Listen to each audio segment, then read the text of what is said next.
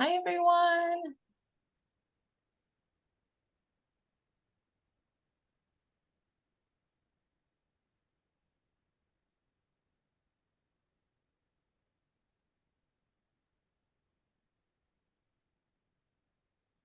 All right, let's get started. So welcome everyone to CNS Connect webinar series. My name is Amy Smith, and I am the Director of Certifications for the BCNS and the ANA.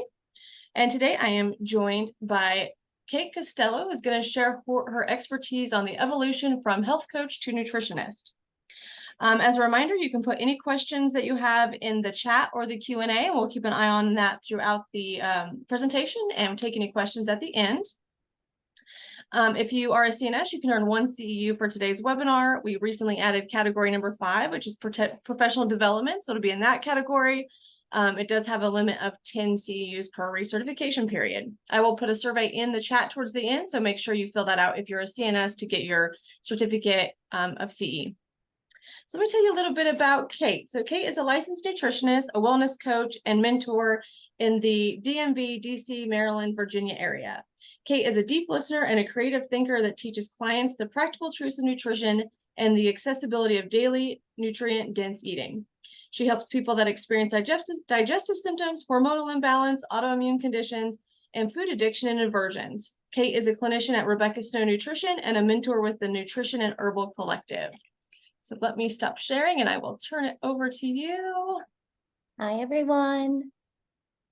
All right, I'm a little tech slow, so just let me share my screen. Hopefully this goes okay. All right, you can see my screen, yeah? We are good. Okay, great, thanks. All right, so thank you, Amy, for the introduction. I am Kate Costello. I am a mentor at TNHC, and I've been a CNS and in clinical practice for the last 8 years.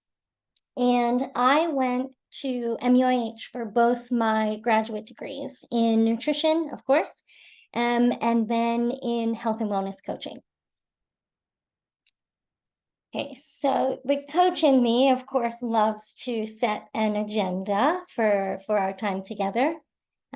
So this talk is the evolution of health coach to nutritionist. And what I want to illustrate for you are ways in which I weave those two elements together. How do I weave coaching into my nutrition practice? Because that is how I outwardly face. I am a nutritionist. I also have background in coaching. How do I put those two worlds together? Because they are quite different. So I'm going to define those differences. Then I want to synergize them together for you. And then I'm going to share my 4 most used coaching techniques that I use every day, all day in clinical practice. And then we will do some Q&A. Okay, so I come to work with really one question or word in mind. And it's, how can I make my work with clients as sustainable as possible? Sustainable for me is like the top of that. This is what I plan to do for a long, long time. And as you all know, or may know, working with clients is very taxing and dynamic. It's amazing, brilliant work, and it's tough. So I want this to be sustainable. And I happen to have really good training in what not to do. My mom, growing up, was a nurse practitioner, and she specialized in MS. And was in clinical practice my entire childhood. And so I saw her dictating notes till 1 a.m. She'd wake up at 5 a.m., see 17 patients, do presentations and drug talks on the weekends, and rinse and repeat. So I saw her burn out, and I don't want that. I don't want that lifestyle. I'm not intending to see 17 people for 15 minutes, but I might see 9 for an hour in a day, and that's a lot. It's a lot to do. So again, sustainability is a word that I will weave into this conversation a lot. And again, we're going to weave coaching and nutrition together. Many of you went into graduate programs that did not utilize or highlight any coaching work or material. And so I'm hopeful to give you some ideas today. Okay, so defining roles. The coach in me loves to do this. I'm not going to talk about scope of practice or certification programs or continued education. There are major differences between a coach and a nutritionist. What I really want to talk about is how does a coach show up in clinical practice and how does a nutritionist show up in clinical practice? How is that different? And then how do we put them together? So coaching, all about helping individuals make changes in beliefs and behaviors. Coaching comes to the client and sees the client as a person that is intrinsically healthy, whole, wise, and is the ultimate expert in their journey. Coaches do not come to this that the client is coming to them broken or unwell. They are well. There might be some shifts in here to do around behavior change to foster more wellness, but they're not broken. It's very client-centered, growth-fostering, thought-provoking. It's a co-created relationship. A coach and a client are on the same level. They look at each other like eye level. And coaches are not content experts. Their forte is process. That is vital, vital, vital to know. It's about behavior change, motivation, goal setting, accountability, empowerment, fostering self-awareness, self-discovery. And there's slight overlaps in what we do as nutritionists. We want all of these elements as well. All right, so coaches focus on process. That's their forte. Now, as a nutritionist, things are a little bit different. BCNS, and I hope many of you saw this, but recently they put out a scope of practice document. Amy and all of your teammates, thank you. This is an amazing document. It's on their website, and it really outlines what the scope of practice is for a nutritionist. So I took a bit of this from BCNS. This is our governing body. So we practice personalized nutrition, right? So this drives strategies that prevent, manage, and treat disease, optimize health and wellness, right? And there's three main elements. There's the science and data, there's the professional education and training, and there's the guidance and therapeutics, which translates to me as coaching elements. It's rooted in a concept that one size does not fit all. It's the same in coaching. Thank you, Amy. I just saw that you put that in the chat. Okay, so it's rooted in one size does not fit all. There's differences in all sorts of things in each individual client that you see. Their biochemistry, their metabolism, their genetics, their gut microbiome, all of that has dramatic differences, and we create protocols and interventions that treat that person individually. We look at dietary patterns, timing, nutrient status, labs, environmental exposure, medical stuff, right? There's a lot of expert vibes in what we do as a nutritionist. We practice the nutrition care model: assessment, interpretation, intervention, monitoring, and evaluating. So our role, like I said, has a lot more expert in it. I'll get more into the expert piece. We also use medical nutrition therapy, which I know you all know what this is. All right, so differences. Coaching is about process. They are not the expert. Client is the expert. Nutritionist is the expert, also facilitates change through multiple different elements. And I think there are areas where those two worlds come together. So here's the thing about being an expert as a nutritionist is there's another really big element in the mix. And that big element is the client. We may have a lot of answers and a lot of knowledge and understanding as the nutritionist, but we've got a really dynamic factor here called the client.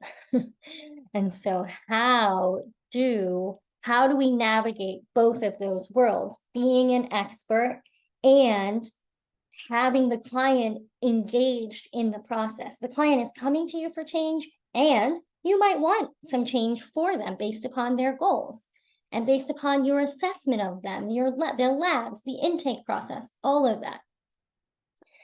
Okay, so I love Brene Brown, of course, I just had to throw her in here. We need to cultivate the courage to be uncomfortable and to teach people around us how to accept discomfort as a part of growth. We all know this in the work that we do. Clients come to us for change. We are asking for change. There's discomfort in change. I think coaching is the it factor in change. It's what happens. It's why change can occur. Most of the time, it's not information-driven change. There's a lot of nutritional information out in the world. People should have access, right, they have access to a lot of that information. If information alone was enough, they wouldn't see you, right? They're coming to you for more than just information, which is where the coaching comes in. Okay. So, weaving them together. We understand they're different, and we understand, I hope, that there is a need for both of these things. So there are 2 certainties and 2 rate limiting steps that I wholeheartedly believe in, and I teach to all of my interns at TNHC. So the 2 certainties: the discussion with clients about change never, ever, ever, ever, ever goes away. The outcome of the consultation is in part affected by our coaching skills, in part, not dependent. A lot of times as new practitioners, our recommendation, whether the client does or does not do the recommendation, it's like conflated with our self-worth as a practitioner. And it's not all about us. And we can invite in some skills, some coaching skills to foster better, more, to foster more change for a client. Sustainability. The key here, the key in terms of these 2 certainties is this: the client and I, sustainability is what I'm thinking of.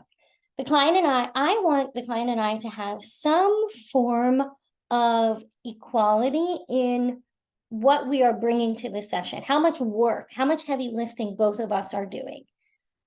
Now, there's changes in these scales, right? So like I might do a lot of background work on paperwork, labs, writing protocols, research, and the client over here has to implement those changes, those protocols. What I don't want is to come to the session having done all of my work and the client continues to come to the session not doing any of their end of the deal, right? It's like, I can't eat the food. We cannot eat the food for our clients. So I'm always after doing a similar amount of work with my clients.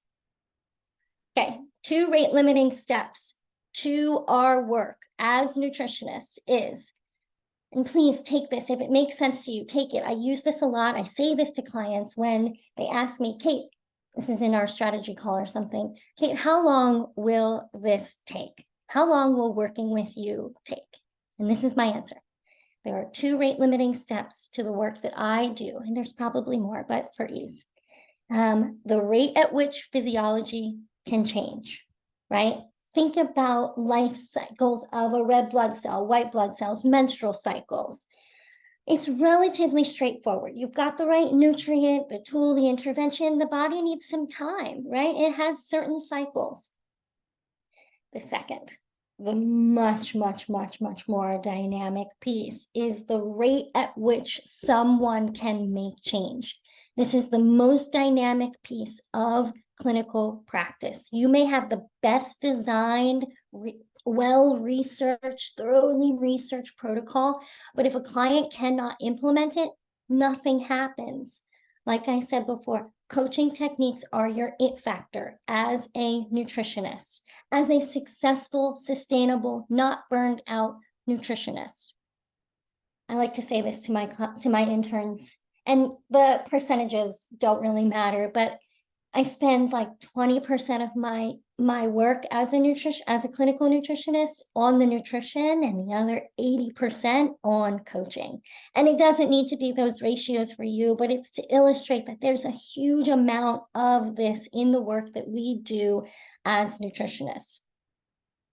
And we know this, right? So the client may come to us, Kate, I want to lose 25 pounds. It's not hard on my end as the practitioner to design a plan that would foster 25 pounds of weight loss. The harder part will be the more dynamic and challenging and full of lots of roadblocks and creativity is going to be the client's ability to implement that change. We all know this. 25 pounds of weight loss does not just magically come off. It takes a lot of life-changing events. So they want weight loss, and that translates to us as life change, right? Life-changing behaviors will happen here. And this could be anything. It doesn't need to be weight loss. It could be lots and lots of different things that clients come to us for. Utilizing coaching tools and techniques as a nutritionist can enhance behavior change, motivation, compliance, and overall client success in improving their well-being. Octavia Butler, all that I touch, I change. All that I change changes me. The only lasting truth is change. Okay, so here is the start of my most used coaching tools as a full-time clinical nutritionist. Okay, I may say this about all the other techniques that I offer today, but I do think that this one in particular has been the biggest game changer for me in terms of time management, creating clarity, expectations, defining roles and responsibilities between me as the practitioner, the client, my workflow, and growing my clinical practice. So, setting the agenda. How do you set client expectations for the session and overall experience of working together? We all know this. Expectations are the root of much of suffering. We expect something to happen, it doesn't, we're upset about it. So having and creating clear expectations with your clients helps so many things,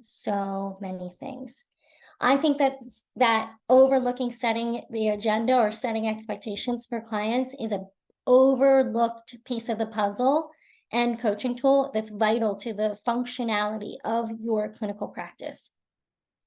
You may have encountered this type of client where they join the call, they overwhelm the conversation, they talk all over you, they tell you so much detail, it's like they've not said anything substantial at all. And of course, that's an extreme case of who this might be good for, but I think it's a technique to practice regardless. Okay, so strategy call. Many of my interns, and myself included when I started in clinical practice, I had a scheduled 15-minute call, strategy call, and sometimes it would go 30 minutes, 45 minutes, suddenly 60 minutes. And they basically had an initial appointment, and there's been no exchange of paperwork or money or anything.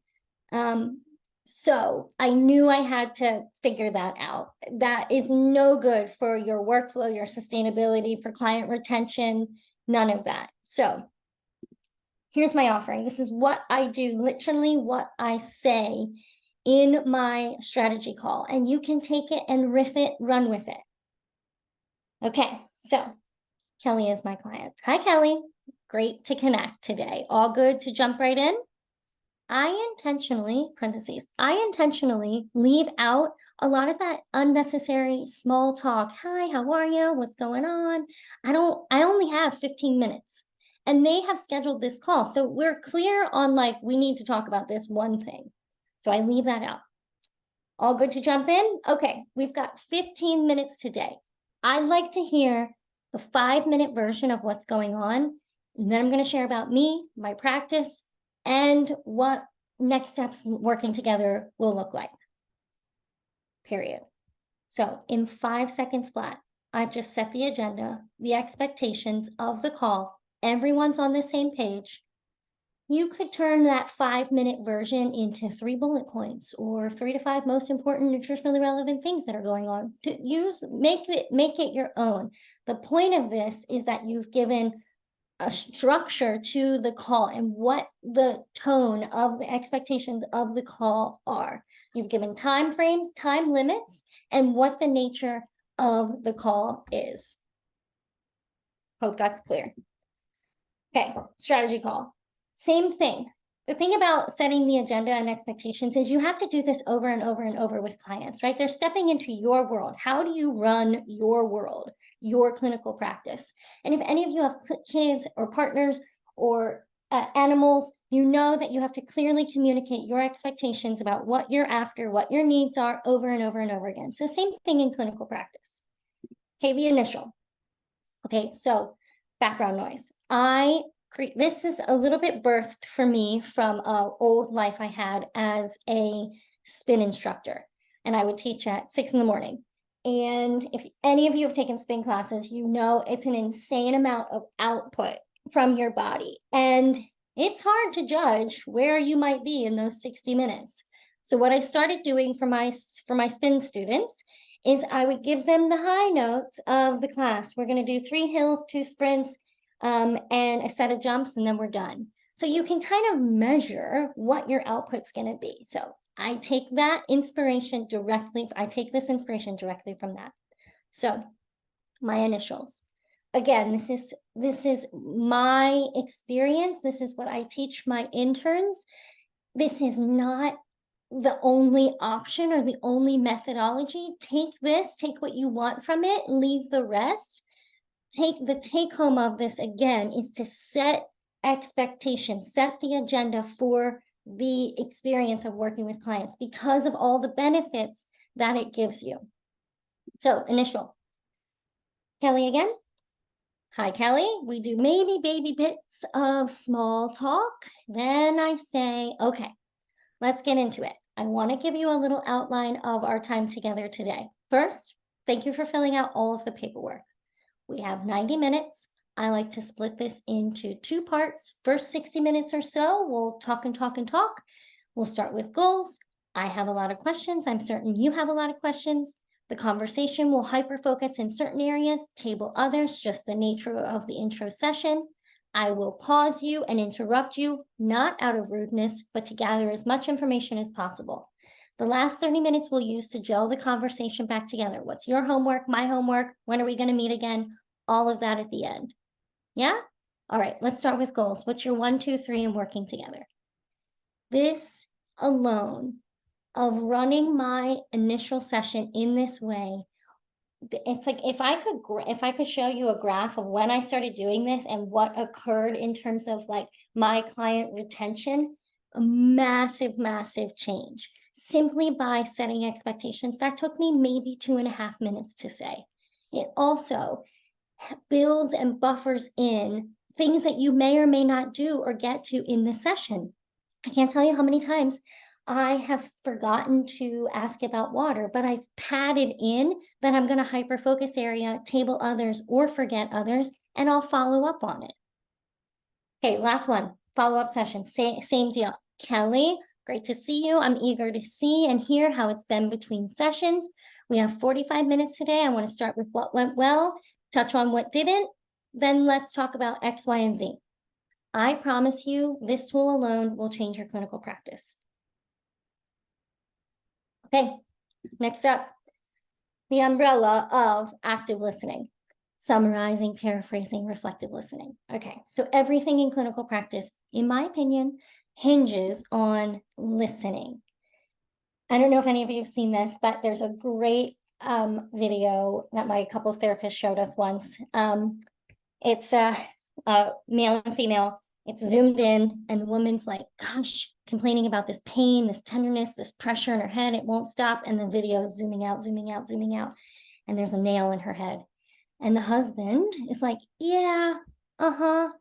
But I really think if you just got rid of the nail, and she freaks out and says, it's not about the nail. And it's such an example of not being listened to, right? If he had used any of these tools, that exchange would have gone a lot different. So all of this around levels of listening is from Coactive Coaching. It's a fantastic coaching book. It's in my resource list. And yes, Amy, I will give you my slides that you can send out with the recording. Okay, so I'll quickly go through levels of listening. Level 1, internal listening. This is listening where you are not listening. You're primarily listening to yourself. It's like you sit down, you do your opening statements, the setting the agenda, and suddenly you're preoccupied with how hungry you are, that you hear your dog barking, you don't have enough water for the call. Oh my gosh, that email just came in. That's level 1 listening. You're not really listening. Level 2, listening. This is focused listening. You're listening and intensely focused on what the other person is saying. Nothing is distracting you. You're with them. You're listening. You're reflecting. I'll go into the rest. Level 3 is whole body listening. This is like the top tier level of listening. You're completely focused on that other person, and you have a wider focus of what you're drawing into your awareness. You hear more than just the words they're saying. You're picking up on all sorts of things, body language, inflections in the tone of their voice, their pauses, their hesitations. It's like you can hear the sound effects in their mind. This type of listening is where I find those like brilliant moments. If you ever like caught something that a client said or like didn't really say, and you ask into it and it shifts the conversation, but it opens up this huge opening happens, and so much change occurs from that big opening. That's whole body listening. Okay, so active listening, umbrella term. You've got your levels of active listening. It's ensuring that the speaker feels heard and understood.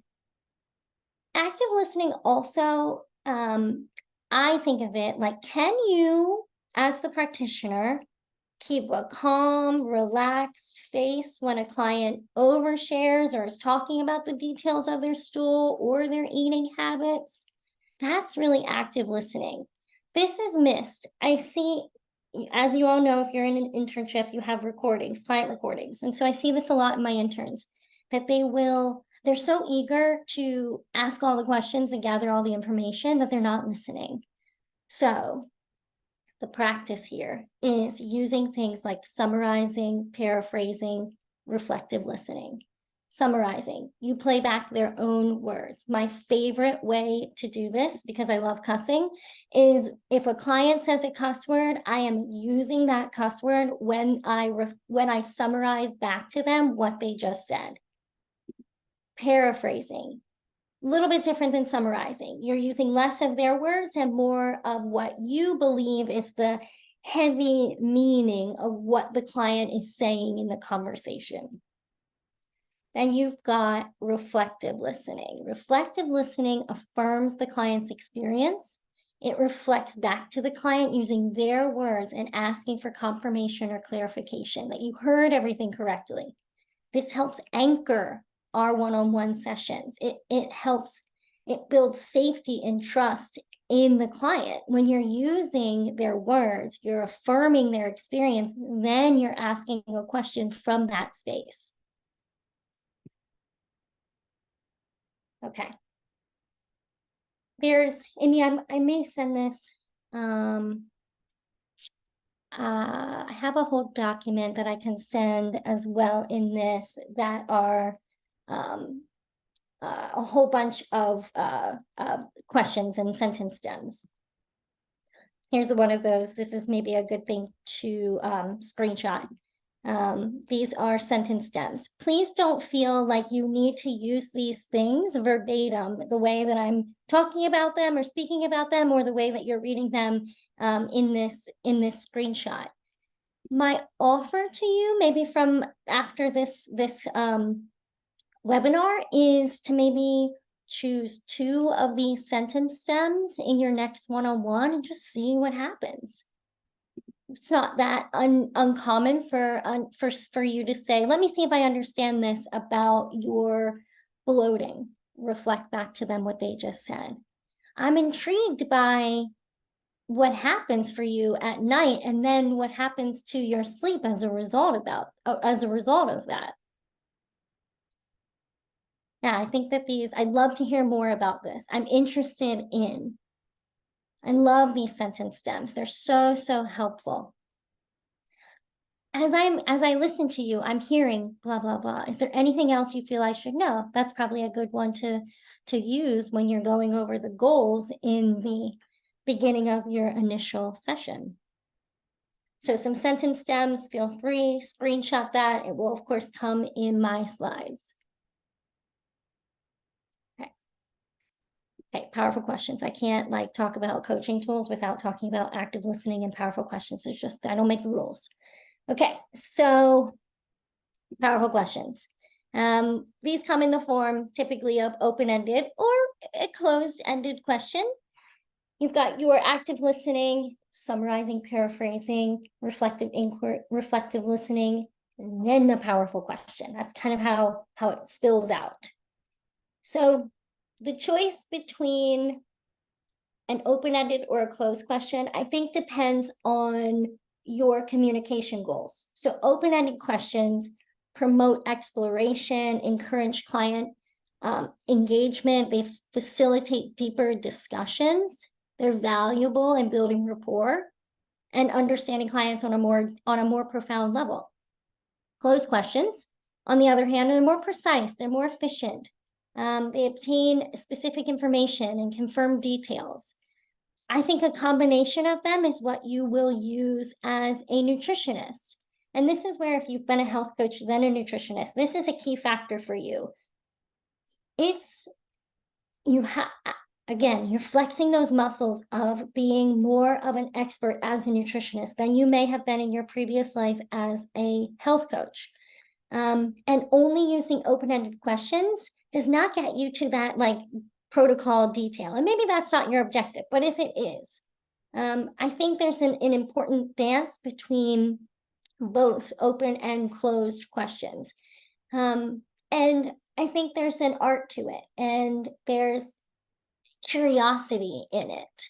That is really, I think I missed that in how I define coaching, but it's in the creed of being a coach is to remain curious. So as a nutritionist, if you can invite in curiosity around your clients' patterns and behaviors, it will go very, very far. You've asked a powerful question when a client says, that's such a good question. Long pause, and then the answer.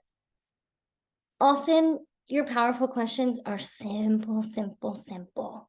So simple. This is the document I was talking about before. Might sound like, what is possible? What do you make of that? What would it look like if? What caused it? What have you tried so far? I think many of you are utilizing these types of questions naturally. I'm just offering a bit more structure as their role and how, in my opinion, vital they are to your nutrition clinical practice. Okay.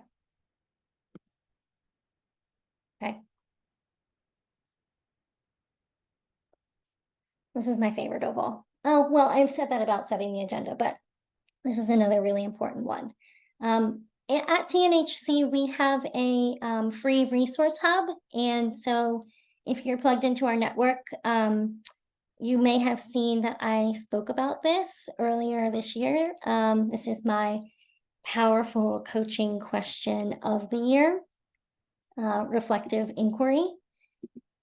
I think this one is so vital in a few arenas of our work as nutritionists. So the first arena where I feel like this is vital is okay, so as a new practitioner or a seasoned practitioner, you're going to encounter clients that struggle with consistency and accountability and resistance and ambivalence. And if that is who is coming to you, I think the natural reaction is you want to offer more solutions, right? It's a very problem-focused thing that we can do. And oftentimes you will solutionize your clients. We have to stop over solutionizing our clients. If they come to us and they're not doing what we've talked about and you've engaged them in the process, you maybe outlined SMART goals, or you did all the reflective listening and active listening, and you got their buy-in, but they continue to come to sessions and they haven't done the thing that you all talked about, our natural instinct is to offer more solutions. This is also, in my opinion, a fast track to burnout. And what I was talking about earlier in terms of like the balance and scales between what I do and what I do as the practitioner and what the client comes to the session with. So if I continue to offer more and more and more and more solutions, and the client continues to do less and less and less, there's a huge imbalance in our work together. This is burnout for me, right? That means I've like dug more research, I've created more client recommendations, or more I don't know, one-pagers for the client. That all takes so much work, and the client hasn't done anything, and all we're talking about is water. I'll talk about my example in a second, but all we're talking about is water consumption. So again, I want sustainability. I want a more even distribution of heavy lifting in the client experience. So reflective inquiry. All right, so this is not my original work at all. This is from an incredible coaching book called Coach the Person, Not the Problem. Please write that down. The author is Marcia Reynolds. Amazing book. This is maybe one of my favorite aspects of that book. All right, so here's our scenario. You have been working with a client for 3 months. It's your 4th follow-up, and they have yet to increase their water consumption and are still so frustrated by their dehydration symptoms. They're constipated, their skin's dry, their hair is breaking. And you've given almost all of your tips and tricks. You've given them different water bottles, ones that have affirmations and mantras on them. You've had them put fruit in their water, flavoring in their water, salt in their water, whatever it is. And your patients are dwindling, right? I mean, again, we're talking about that imbalance in who's in heavy lifting. So yet. So they're frustrated. They're not doing what it is that you all have talked about many different times. You've given lots of ideas and solutions, yet another solution is on the tip of your tongue. This is a full stop moment. If a client shows up for me like this is like flags, flag, Kate, stop, Kate, stop. If there is resistance, if there is ambivalence, these are full stop moments. You have to explore that resistance, that ambivalence, before you move into more recommendations, a deeper protocol, more involved protocol. Okay, so questions seek answers. Inquiry seeks insight. How do these differ? Why does this matter? A question, open or closed, it gathers information, data, story, results, behavior, short-term memory. You can think of it like staying above the surface in this image. Inquiry gets us under the waterline into emotions, thinking, breakthroughs, aha moments. It's that brain rewiring stuff. It's that long-term memory. A whole ocean of change and possibility is under there with inquiry. The best questions make clients, those powerful questions, make clients realize there are gaps in their reasoning. That is a huge piece of the puzzle. A question shifts into inquiry when reflective statements are used before the question. Reflective statements are all of what we just talked about: summarizing, paraphrasing, drawing distinctions. Those are such powerful tools. So reflective statements plus question equals reflective inquiry. This is where I think that we can get burned out as nutritionists, as the expert, right? Telling people what to do, aka a nutrition recommendation to drink more water, it accesses a person's short-term memory where learning is least effective. If your water recommendation agrees with their current knowledge or affirms what they think to be true, they're likely to drink more water. If it doesn't, out the window. It's like they never heard it. How many times have you encountered this in your follow-ups? You discussed it, you made a goal around it, it's on the recommendations, you send it to them, you ask about it in the follow-up, crickets. Crickets. When a client doesn't do the recommendations that we so thoughtfully put together, our first inclination is to offer another solution. What if before another recommendation, or dare I say any recommendation, you utilize reflective inquiry? All of that summarizing, paraphrasing, mirroring, drawing distinctions on why they don't drink water in the first place. What are the questions beyond how much water do you drink? So to expand on my scenario, client, drinking water feels like such a chore, and I do all of the chores as a single mother. I want to drink more, but when I see my water bottle at the end of the day, I feel so overwhelmed and defeated and out of gas. And if I drink it, then I'll be up all night in the bathroom. Practitioner. I think what I'm hearing is that drinking water feels like a chore. And as a single mom, you feel maxed out on chores and you feel so defeated by the end of the day. Seems like drinking more water and feeling overwhelmed have gotten mixed up together. Let's take water out of it. Share more about that overwhelm. Where else is that showing up? Where do you feel defeated and out of gas?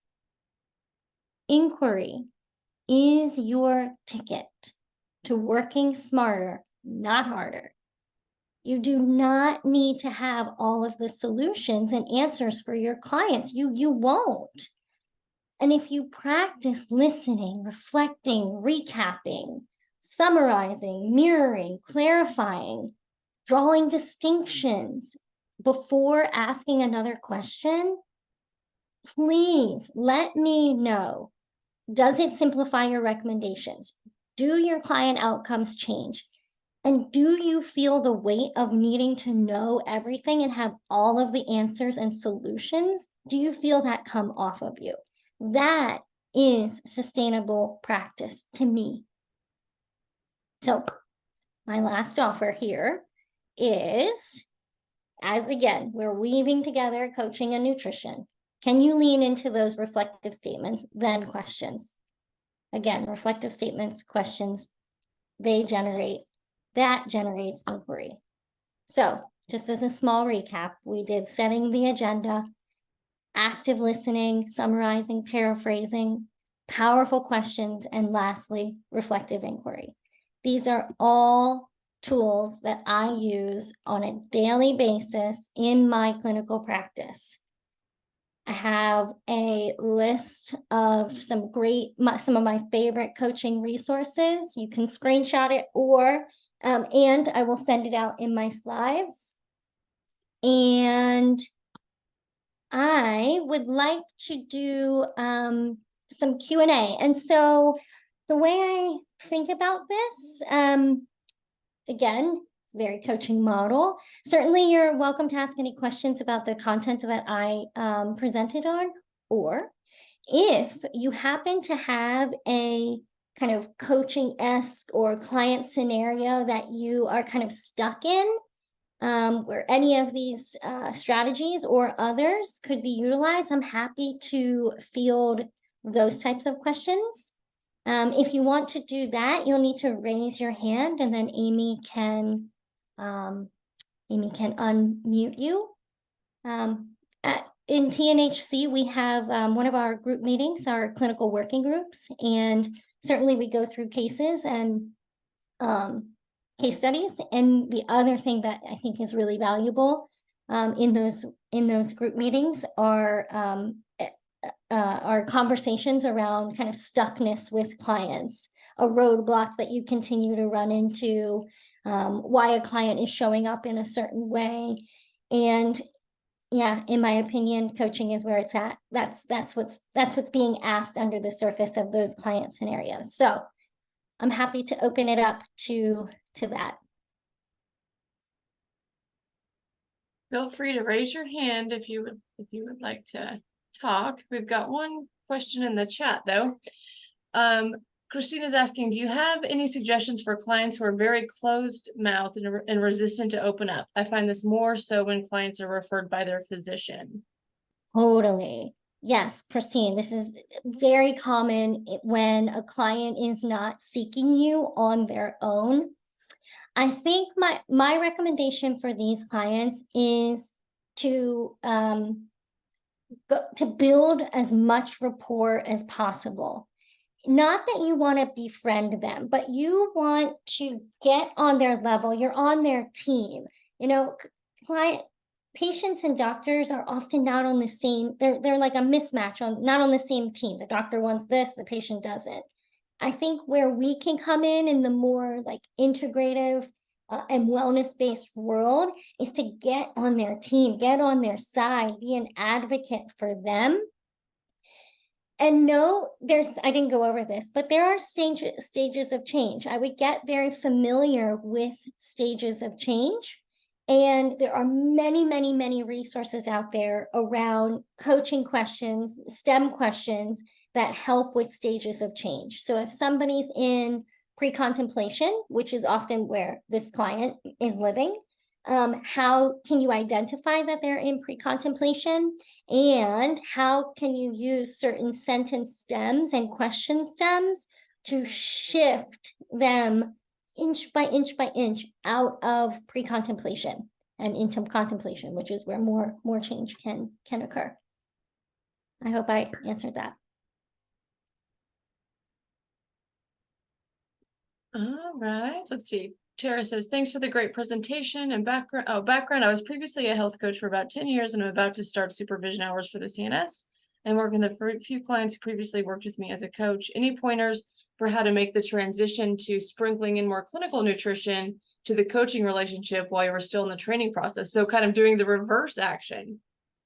Yes, so you're being supervised, and so I don't know the state that you're in. Of course, our scope of practice changes based upon that. So if you are in a red state or some yellow states, you will need to stay in your coaching lane. And I think some ways that you can sprinkle in more expertise as a nutritionist is clients are probably going to start to ask you more specific questions. Coaching to me has like more general, like people come with general stuff. In nutrition, they come to me with some specifics, or at least some level of specifics. So I think your expertise as the clinical nutritionist is going to highlight more of those specifics that they're after. You have supervision. Again, I don't know the scope of practice. But you may have more scope of practice given your supervision than you do on your own as a former health coach. So I think kind of start to flex those muscles of expertise, what you know. I mean, you can do this under the umbrella of nutrition education, where you leave out all supplements, but very, very clear education around food, nutrients. I think that's how you start to sprinkle in your expertise as a nutritionist. I hope that answered. That's great. All right. Any other questions, or anybody want to raise their hand and talk through something? Has anyone had like a client scenario that they just have run into, or the client, let's say you had a great initial, they didn't come for a follow-up? Has anyone had that experience? What does that mean? Maybe they come back, but it's been 10 months. Maybe just to recap some of my information, I hope that I was giving you tools that are practical and easy enough to grab immediately. This is the benefit and brilliance of coaching, is you can start it right away in the work that you're doing, whether that's one-on-one with a client, or with a partner, with a friend, with a child in your life. Starting to use some of these coaching tools can be very, very valuable. And it can create deeper and deeper connections. Again, especially if you're using it outside of clinical practice. I don't encourage coaching your people, but if you utilize something like summarizing or paraphrasing when a friend's talking to you about something, can be very powerful. Can be very, very powerful. Again, like I said, my favorite is setting the agenda, setting expectations. I think it's the most used and the most valued tool that I teach in the internship. And what interns have reflected when they start to use it, and what occurs in the session and then beyond, is a game changer. All right, Kate, we've got another question in the chat here. Brandy's asking, so this is helpful and fantastic. I'm a new grad student in nutrition and no coaching background, so this is all very new. Worried about being an adequate coach later on without the background. Any suggestions? Sorry, I'm choking now. One sec.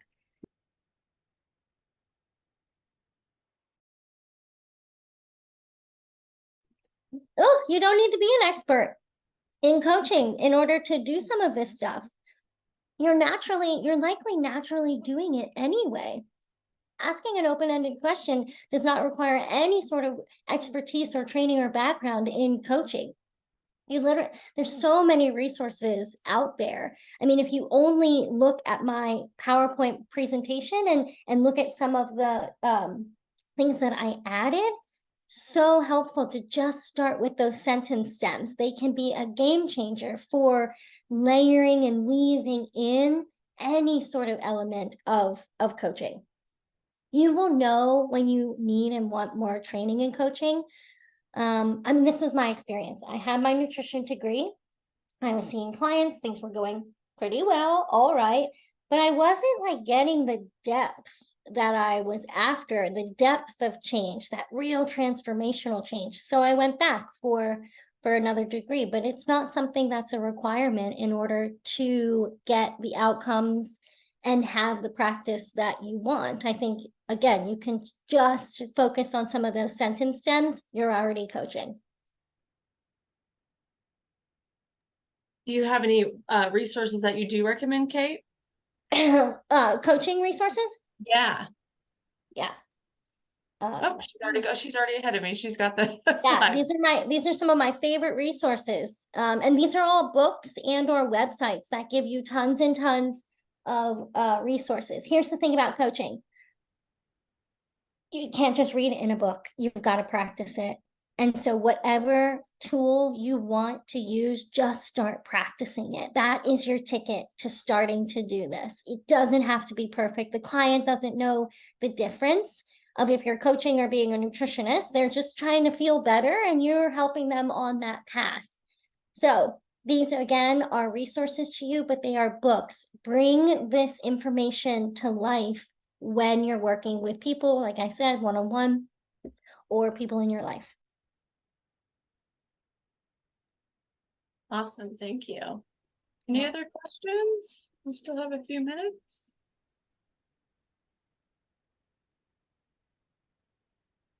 Oh, here, Yvonne raised her hand. Let me unmute her. All right, you should be able to talk now.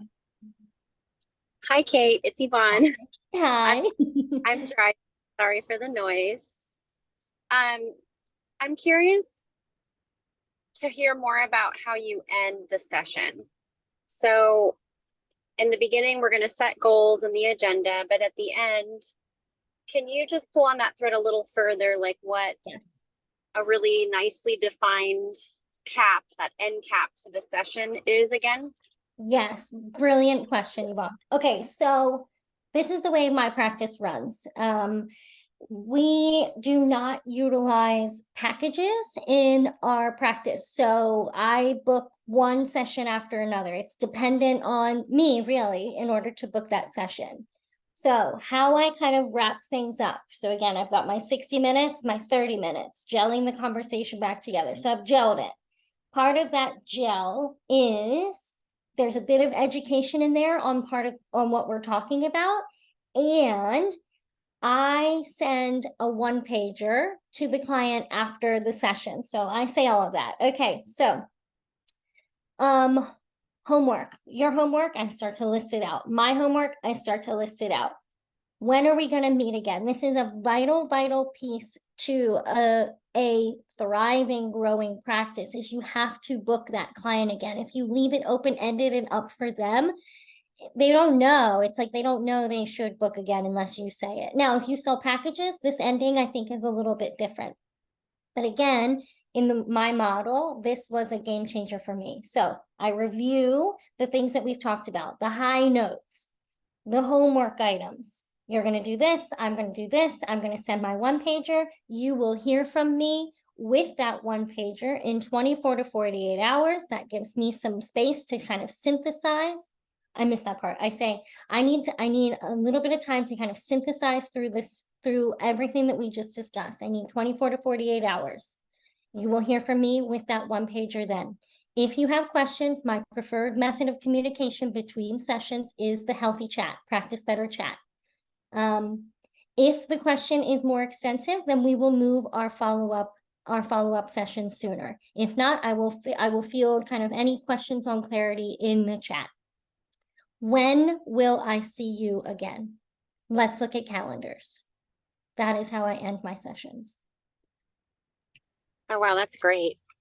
I think the other follow-up question I had was, being a CNS candidate and still working through our supervision, sometimes we don't know off the top of our head what we're going to ask them to do as their homework. And so I think you sort of answered that with asking for that 24 to 48 hour space to give them that rundown. Yeah, sometimes I may not have clarity. It's a complex mast cell case, and I've gone through the labs as preparation, but it's really important. That initial session is so valuable to me because if I've reviewed everything, I have an agenda item or agenda items. Their goals are my anchor though. That's what they want. That's what they're coming to you for. And so if it's complex or maybe it's not so complex, but you still need to think through it, maybe you discuss some easy peasy homework items, water, getting sunshine in the morning, whatever it is. Review those. If not, okay, here's what I need. I need 24, 48 hours. I need to synthesize and go through all of what we've talked about. I will send you my one pager follow-up. My goal, if that happens, I don't want to introduce totally new information in that one pager. I think that will cause a lot more questions, and there will be a lot of back and forth if you introduce a whole new concept in your follow-up.